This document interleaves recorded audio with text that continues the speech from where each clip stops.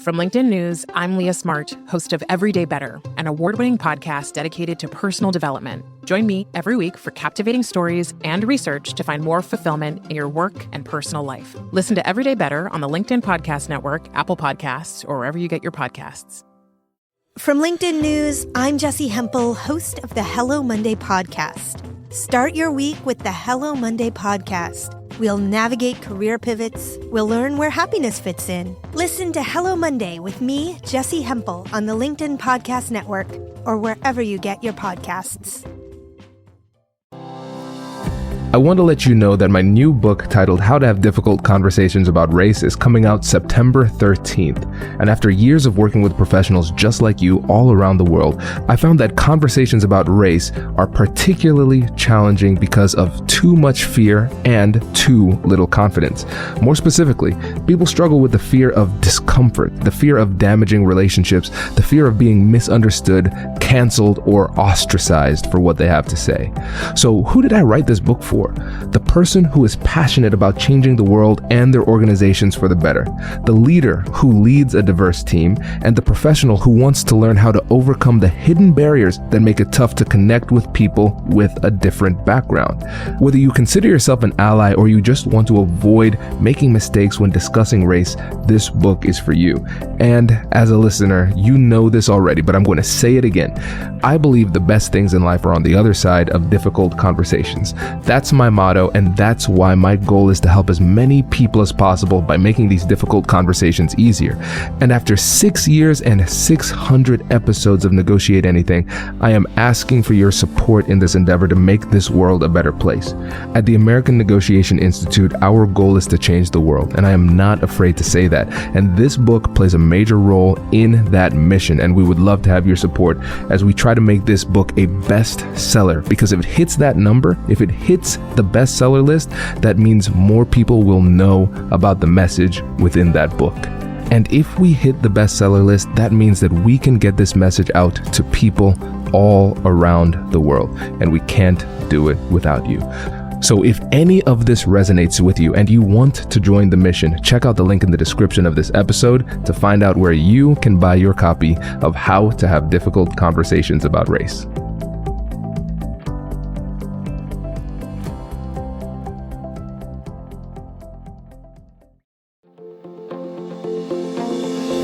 Hello, my friends, and welcome to another exciting episode of Negotiate Anything. This show is produced by the American Negotiation Institute, and with over 5 million downloads and listeners in over 180 countries, listeners just like you have made this the #1 negotiation podcast in the world. Hi, my name is Kwame Christian, and I am the founder and CEO of the American Negotiation Institute. Here at ANI, we believe that the best things in life are on the other side of difficult conversations, and we are passionate about providing you with the best content that will help you to make your difficult conversations easier, both at work and at home.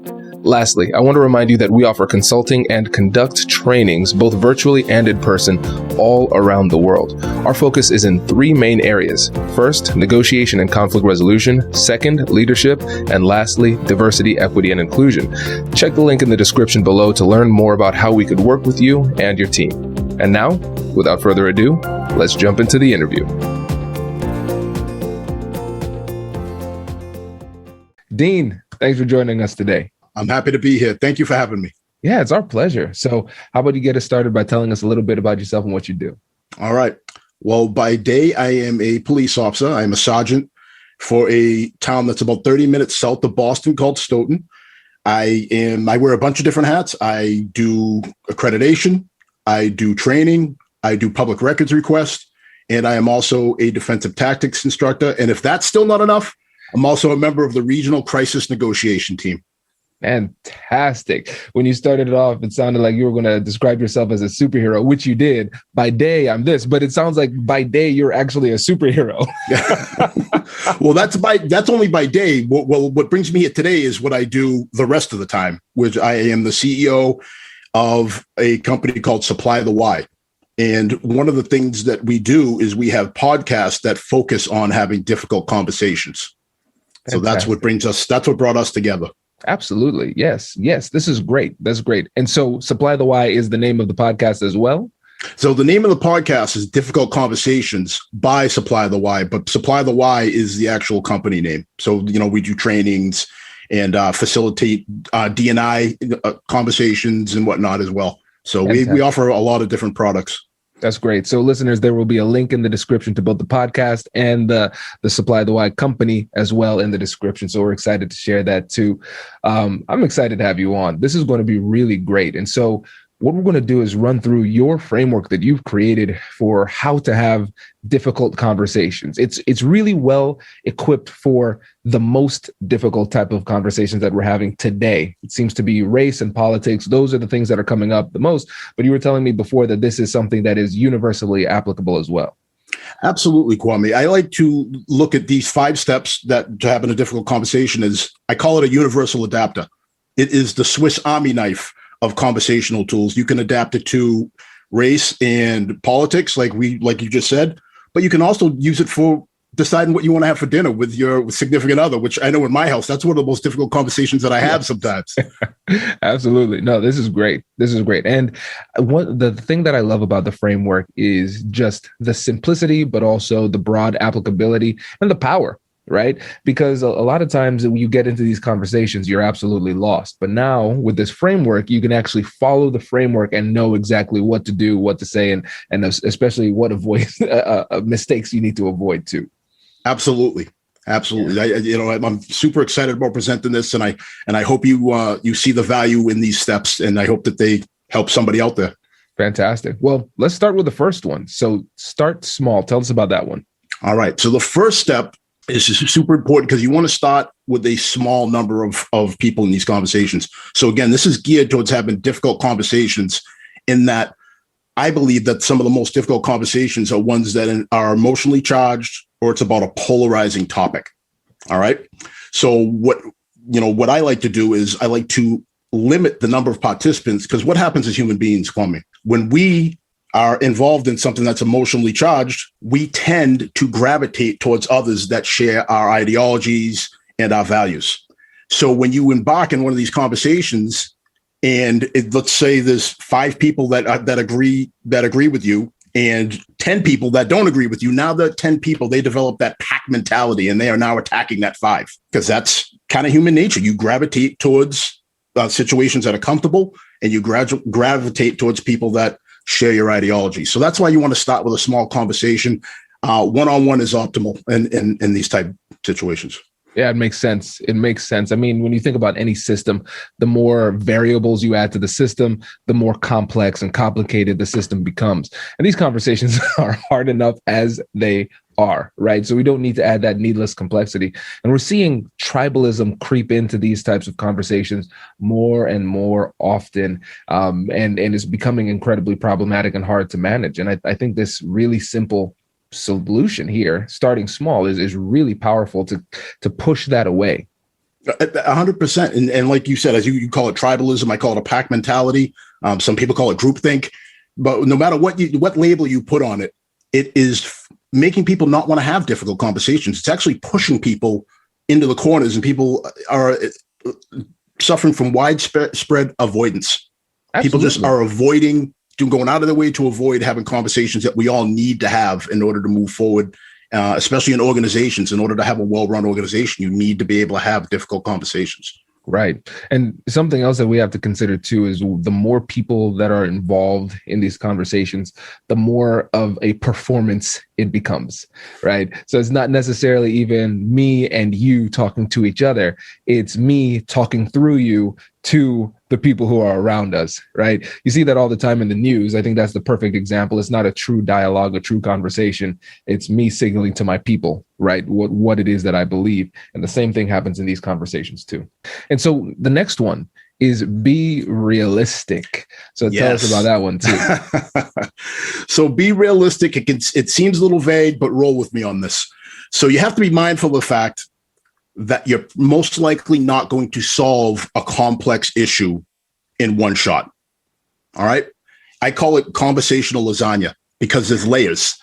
There's all these different layers that you have to peel back in order to finish your plate. Well, it's the same thing with these conversations. So you have to go into them knowing that there's most likely going to be a follow-up, or knowing that you're going to have to, maybe stop and then revisit it at another time. Like these conversations that we're talking about, like, for example, like race, for example, how do you have and solve racial issues in one conversation?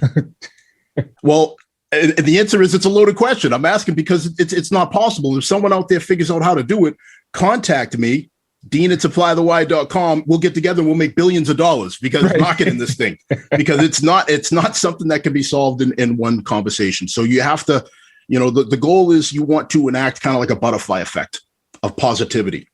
And you want to create a situation where now you're building some trust, and you can, once you have that trust, that foundation of trust, you can have more conversations. People feel safe to have more of these conversations. And that's really the goal here with this. You have to be realistic, and you got to start small right off the bat. I love the simplicity of this too, because a lot of times with these conversations, it feels like you're trying to boil the ocean. Right? There's this massive situation and challenge that we're dealing with, and we're trying to solve the problem right now.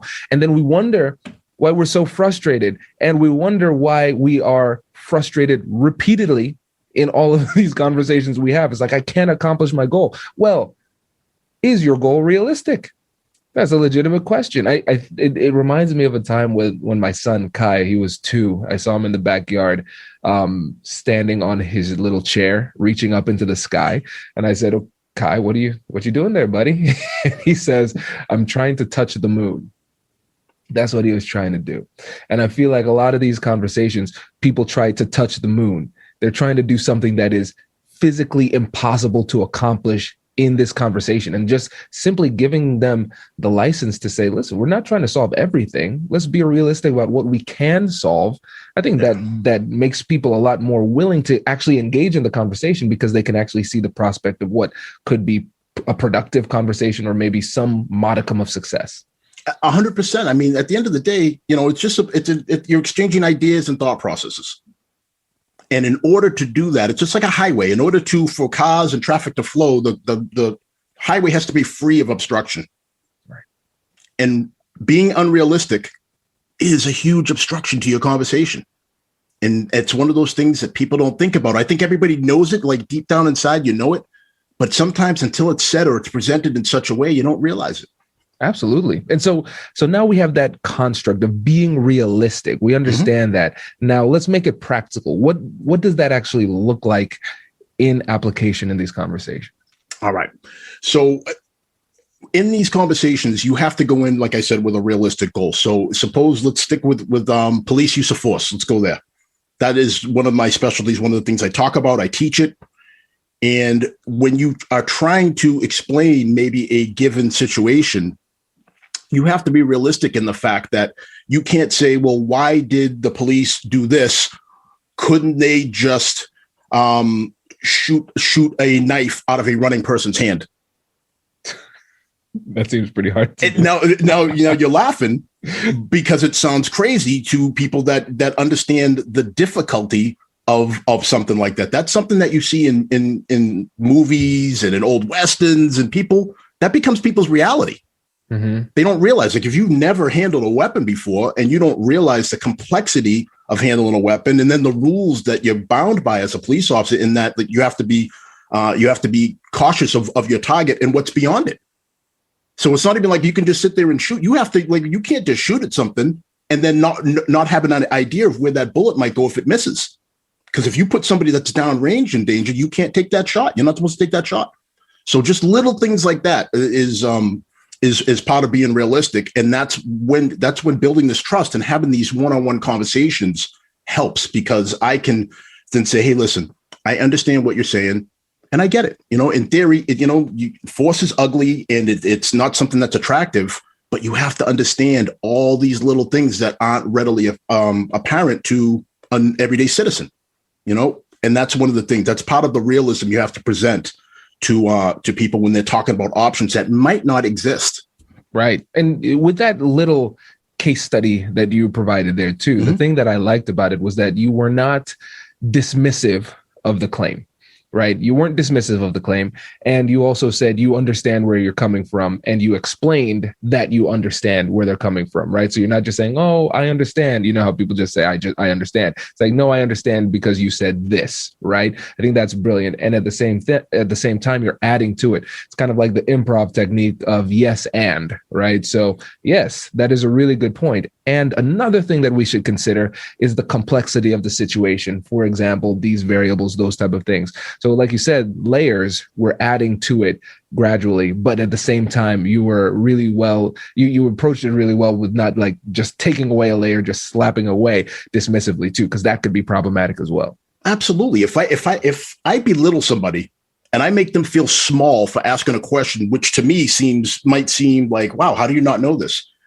But I have to realize not everybody does what I do for a living. So they don't, it's just like if I walked into, some famous chef's kitchen and then I thought I could cook because I made a great burger the other day on my grill. And now all of a sudden I think I'm a 5-star chef. If they start shouting out terminologies and telling me to do things, I might not understand it.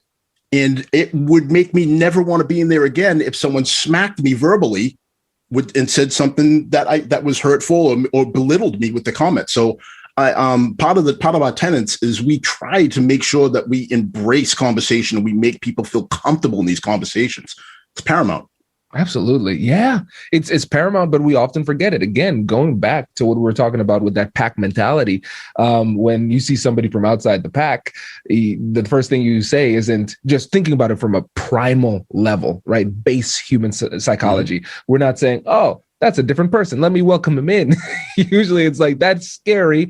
It's going to be an aggressive response. That's the baseline human response. So again, what we're doing here is we're creating these unnatural, I'm using air quotes, unnatural responses, because oftentimes your first response in these conversations, the first emotional response you want to have isn't going to be very productive. And so I really like that the one of the fundamental tenets of this entire approach is embracing conversations and making sure that the person, your conversational partner, feels as though they are included and feels as though they are respected, so they are actually more willing to engage. 100%. You got it. Right. Does your company invest in professional development training? If you believe that your team would benefit from a negotiation workshop, all you need to do is go to our website, fill out the workshop request form, and then we'll set up a time to chat. These workshops are completely customizable, and we've done them all around the country. Negotiation and conflict resolution skills are beneficial across all professions, but they're especially useful in procurement, purchasing, sales, sourcing, and contract management. Our calendar is filling up quickly, and we even have some workshops scheduled for next year. If you think you might want one, I'd suggest reaching out soon so you don't miss out. Check out the link in the description to learn more, and we will be right back after this.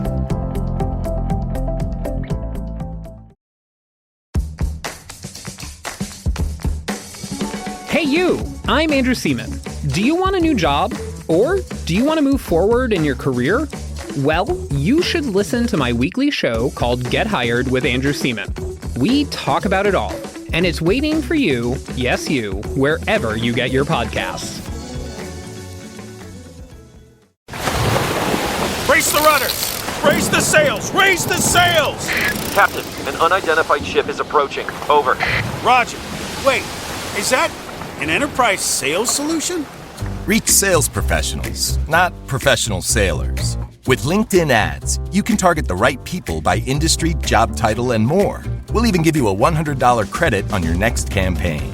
Get started today at linkedin.com/marketer. Terms and conditions apply. And so the next one, staying focused on one topic. So why is this so important? This is so important because this is out of the first three we've gone over, this is the one that really requires the greatest amount of internal discipline. Staying focused on one topic it's difficult to do because, let's face it, when we get emotional and we feel a certain way about something, now we are in attack mode. All right, we're presenting our case and we're trying to win. And when that happens and we let emotion take over, we forget the fact that again, what's the main point of a conversation? It's to have an exchange of ideas and thought processes. So you start with one topic to make sure that the receiver is following you. All right. You have to make sure, like, how can you have a conversation with someone if they're confused? And let me give you a prime example of that. Before I ever got into police work, I was in sales for years. And one of the things that we tried to do in sales, I sold two things that don't really, that are very difficult to sell. I sold long distance phone service. That tells you how old I am, because that was a thing at one point. And then I also sold credit card processing terminals.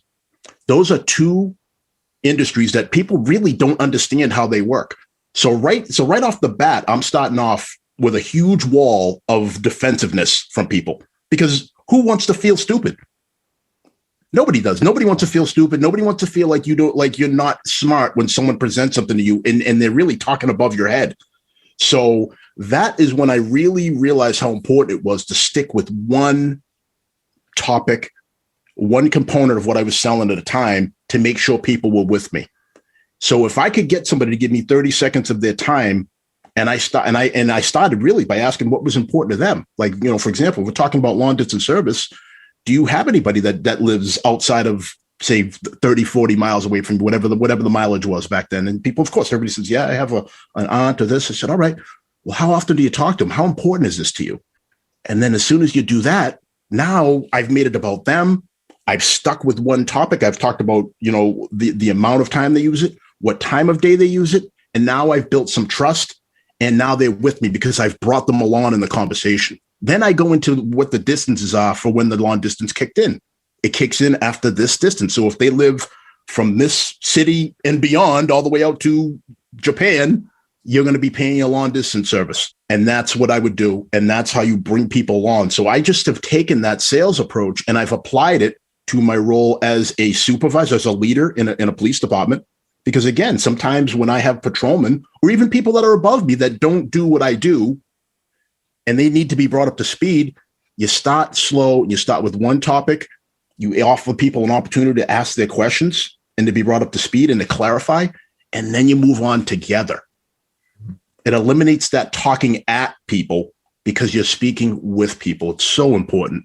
Absolutely. And so it sounds like what we're doing here when we're talking about one topic, we're not saying necessarily one topic for the whole conversation. We're saying one topic at a time. Correct. We're bringing people along one topic at a time. So that could take 30 seconds to do that.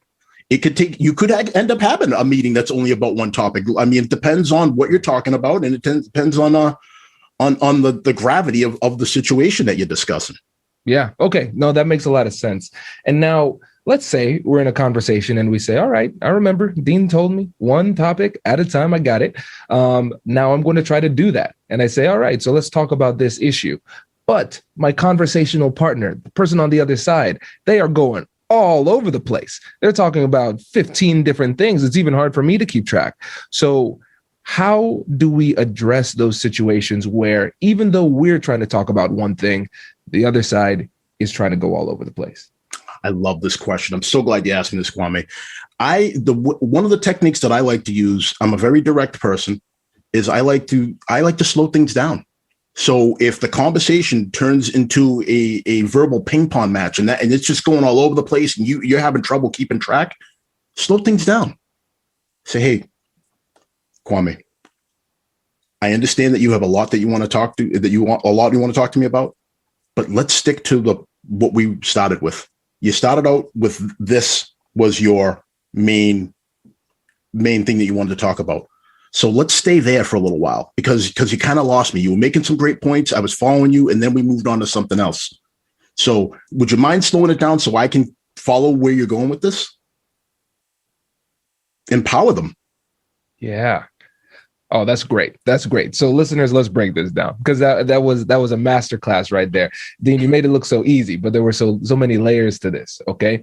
So first, notice how our pace just throughout this podcast interview, what it's been, right? We have a high level of rapport. Our cadence, our tempo has been a pretty high tempo, right?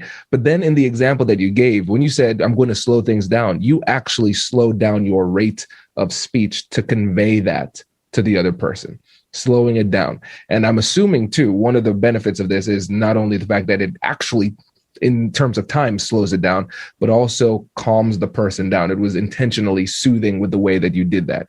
The other thing that you did, you didn't belittle them again by saying you are scatterbrained. Like, where are you going? You're just everywhere, right? Blaming them for it. But what you said is, you made a really great point here. And so you lost me for a second. And so you're kind of taking responsibility, not like, hey, this is your fault. It's like, hey, I got a little bit lost. You made a great point. Let's focus a little bit more on that point. So it showed that you're listening, and it showed that you cared about the point that they made. But at the same time, you're taking control of the conversation too, but not in a domineering type of way, in the way of I would say a caring leader would in a conversation too. So I love that example that you just gave. And I'm glad that you see the power in that, because the key word you said there was leader. This is very much like the ability to have a difficult conversation and to make people feel safe having these conversations with you is very much a leadership skill. It's one of the least talked about leadership skills. If I take just a quick detour, just really quick, if you talk to people about what the biggest failures and successes in their organizations are, I would guarantee you, if you said list 5 things, among those 5 things is going to be some form of communication in there. Guaranteed. In a failing organization, there's going to be a lack of communication, or there's going to be improper communication, like what you talked about earlier, where people aren't having that emotional pause, so they can have, they can access that emotional intelligence that you need to be a successful leader, and thinking about what you say before you say it. And conversely, in an organization that's great and that's thriving, there's going to be phenomenal conversation and communication. There's going to be phenomenal trust. There's going to be all of this great feeling towards one another in the organization. And that is also communication based. So this is, it really is it's leadership development, I believe. Absolutely. No, it makes a lot of sense. And then the next point that you made, when citing specific instances, do your homework. This is great, because a lot of times people fancy themselves to be experts on very esoteric issues, right? These are very complicated and complex things, and then they don't do their homework, and then they lose credibility, right? So tell us a little bit more about the mistakes that you've seen here, and then how to do it well. All right. So the mistakes that I see here, again, I'll go back, excuse me, I'll go back to my role as a police officer. It's a statistical job. People love to throw stats around, just like in sports. They love to throw stats, because as you and I both know, if we both have the exact same group of stats, we can make them say different things. It's all about how you present them and how you shape them in your conversation. So one of the quickest ways to lose credibility in a conversation is if I am presenting in the conversation to you, the receiver, and I introduce stats, and you say, well, wait a minute, Dean, I thought it was this. And then you present your facts, and it turns out that you're correct. And it's more than just a slip of the tongue on my part. Let's make sure that we understand that too. It's not just, like if I say, 1 for every 100, but it's supposed to be 1 for every 1,000. And you say, isn't it 1 for every 1,000? It says right here in this page, it says, sorry, slip of the tongue, 1 of every 1,000. This is not that. Yep. This is me introducing facts that I didn't do my homework on, and I'm presenting them like they're the gospel. And now I've lost all my credibility that I built up. Sometimes this happens midway through, or even towards the end of a conversation. So all that hard work you did, everything you did to get to that point and build that relational credit score, so to speak, whereas, you build that foundation of trust, and now you feel comfortable having these conversations. Well, now you've just ruined it, because you just brought in something that wasn't true, and then you tried to sell it like it was. Yeah, that you lose credibility, you lose trust, the relationship suffers. It makes a lot of sense. And it's tough to recover, because trust takes time to build, and it takes even longer to rebuild in some cases too. So especially as a leader too, if we're bringing this to the context of a leadership within an organization, a family, a company, whatever it might be, you might have a long time to build it up just because of this mistake. If you take step 3, which is staying focused, and then you couple it with doing your homework, what happens when you lose people? They retreat back into a defensive posture. And when that defensive posture is tantamount to, if you want a visual, it's like building a wall with a moat in front of the wall. So every time that you lose credibility, or you make somebody feel confused, or you make them feel like they can't keep up with you, that moat grows. It gets deeper. That wall gets taller. So if you keep going on that way, you're going to make it so it's insurmountable. And like you said, you are not going to be able to recover from that and get what you need to get accomplished through that conversation. So very important. Makes a lot of sense. And now, when we do this properly, let's say we actually do our homework. We have our stats and statistics, evidence, everything down pat, and we understand it the right way. How do we introduce it to the conversation persuasively? Again, it's an exchange of ideas and thought processes. So the best way, first of all, is you let everybody get their turn talking. All right. That, again, it seems so simple, but if I am so hot and heavy to introduce what I want to talk about, to the point where I'm not even listening to what you're talking about, I'm just listening for the break in your conversation so I can start talking. Right. Right. We've all had conversations with people like that. That is a way that it's not going to work. So you have to be patient, and there has to be that trust that both people are going to get an opportunity to present their sides and present their points. So as far as stats I'm not a big stat guy, because I think that you can get tripped up on stats. But if there's something where I do decide that I have to introduce statistics, I am going to present it in such a way where it flows with the exact topic we're discussing. It has to flow with that conversation. It can't be willy-nilly. I can't just throw it in because it sounds right. It has to be relevant to what we're talking about right then at that time. Yeah. Absolutely. It makes so much sense. And one of the things that I've seen oftentimes is people use the statistics and the data as a crutch, right? Instead of communicating the message, they just share the data and hope that the data communicates it for them, right? And so I think it has to have synergy within the conversation. It can't be the only part of the message, but it will be an important part, but you have to use it the right way. And I think the point that you made, especially about giving people the opportunity to feel heard before introducing that, is so important, because sometimes if they feel like you're monopolizing the conversation and then now you're going to hit them with a lot of data and statistics, people are just going to tune out. So even if the data is great, they're not receptive yet. 100%. Because again, I mean, there's certain segments of the population that loves data, like people that are math and science minded, and they like things in neat little boxes. They love statistics and data. Again, I'm not really that. I prefer context. I'm the person that I might make somebody uncomfortable, because after they've introduced the stats, I'm going to say, that sounds great. Can you provide a little context as to how that applies to what we're talking about? And sometimes that, and you have to be, if you're going to introduce your statistics, you have to be worried. I'm not worried. You have to be prepared for somebody like me in the audience that's going to ask for context. Right. It makes sense. I think that's powerful. And then I know the last point that you make out of your 5-step framework is the most important one. So tell the audience what that is and what it means to us. All right. The 5th and final point. Don't try to win. Don't try to win the conversation, folks. Again, it's an exchange of ideas and thought processes. It is not a competition. It is not an argument. It's not even a debate. You're trying to exchange information and ideas for one main purpose. You're seeking to understand your conversational partner. And how does that play? We're on Negotiate Anything. How can you negotiate with somebody if you don't understand where they're coming from and what's important to them? I'm not saying it's impossible, but I am going to say it's very difficult to do. All right. So you have to get rid of that I'm trying to win mentality, which is difficult for somebody like me. I'm a former athlete. I am ultra competitive,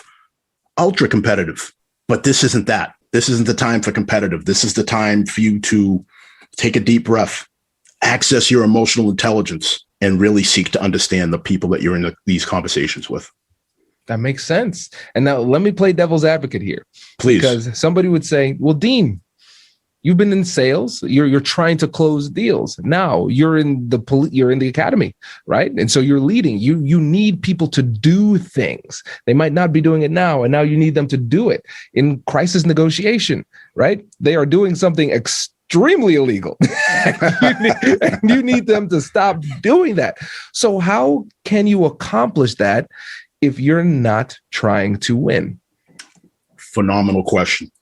So every conversation has different points at which you have to progress in the conversation. And in some point in police negotiation, for example, there might be a point where we're no longer conversating. Now it's time for you to do what we need you to do. I need you to put that weapon down on the table, and I need you to come out of our house with your hands up and then listen to the officers that meet you at the door. That's when it progresses. So you have to, and again, if you use your police academy example, there are very few conversations in the police academy, Kwame. I've been through two, and it's mostly they say, you do, they say jump, you say how high, and that's the end of it. So that's something. I wish it was more conversational. Would have made for a much more enjoyable experience, but it wasn't really that way. But of all serious, you really want to, emotional access that emotional intelligence. You want to utilize it. You want to take a deep breath, and you want to remember that the main thing you're trying to do is you're trying to seek to understand. Once you've understood, then you can start looking to close your deal, your sales deals. If I know what's important to you, Kwame, I know how to close you now. I can simply just rehash what we talked about, and I can access all those points in the sales pitch that you didn't even realize was a sales pitch. You thought it was me just having a caring conversation with you. And it might have been that, but it was also me trying to gain information as to what I need to do in order to get you to say yes to the deal. Yeah, this is powerful. And really what it comes down to is the reality that sometimes we try to persuade too soon. We focus so much on our agenda and what it is that we want and what it is that we need, that we try to impose ourselves on somebody else. I remember I was doing a negotiation training. Speaking of supply the why, this was one of those times where I'm like, man, I wish I didn't hear that why. I had folks say, hey, so what brought you here? What do you hope to accomplish? And this guy said, I want to learn how to impose my will on people. I'm like, oh man, you're in the wrong place. I don't want to be an accomplice or whatever it is that you're trying to do. But I think that's how a lot of people approach it. They're like, this is what I want, and I need you to get in line. And that's it. And then people get resistant. They get defensive, as you described earlier. But if we take the time to understand this important part of the process, understanding and empathizing, then it positions us to then get what we want, but we have to suspend our agenda in order to accomplish that. Absolutely. And a real quick side story on how this works in real life. And again, I was the receiver of this. I wasn't even the presenter of this. So, and I was in the process of buying a car for my wife. And I don't know about you, I don't enjoy that process. I really don't enjoy it. I would rather buy a house. I thought that was a better process and a more enjoyable process than buying a car. So I found this young salesperson that I just liked. We had an instant synergy with, but the deal didn't make sense. The numbers didn't work. So I didn't do business with him then. I came back to this person 4 months later. I ended up buying a car from someplace else, and I still went back to this person later and ended up buying a car from them because we built that relational credit score, that baseline of trust. Like, I trusted this person. He took time to explain things, one item at a time. Right? He stayed focused on my needs and what I wanted. That was very important to him. It wasn't him like, hey, listen, Dean, you know, even though you're 6'1", 255 pounds, let's try to stick you in a small 2-seater car, where you're eating your knees when you drive. He didn't do that, which has happened to me when in other car buying processes. So the whole point of that was this person didn't try to win. They listened to me. They heard what was important to me, so much so that I said, you know what? Even though it didn't work this time, I'm going to come back to this person because they did all of the steps right. And even though they weren't able to close me per se, we left as friends and we left on a high note, which again, you're not going to close every deal. You're not going to, I'm not going to stop every bad actor in my negotiation role from doing what they want to do. But what I can do maybe is I can build some sort of relational credit score with these people where the next time I deal with them, they can say, you know what, you were fair with me last time. So I feel very comfortable having a conversation on how to move forward with you. Yeah. Oh, that's a great example. That is a really, really great example. Fantastic.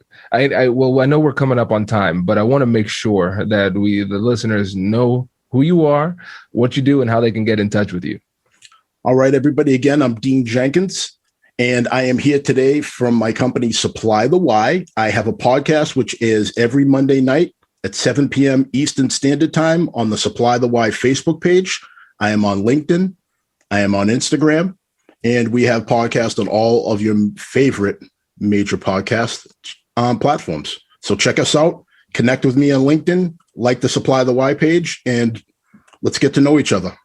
Fantastic. Dean, thank you so much. We really appreciate it. Thank you for having me, Kwame. Congratulations! You've just joined an elite club. By listening to a full episode, you're now officially on the Negotiate Anything team. So welcome aboard. What most team members do is they subscribe to the podcast because that allows them to automatically get the latest episodes of the show. The best things in life lie on the other side of difficult conversations. Keep learning, keep practicing, and keep getting better. Your relationships will improve, your career will soar, and you'll have the confidence you need to get the most out of these crucial conversations. Again, thank you for joining the team. We're excited to have you, and I will see you in the next episode. I'll catch you later.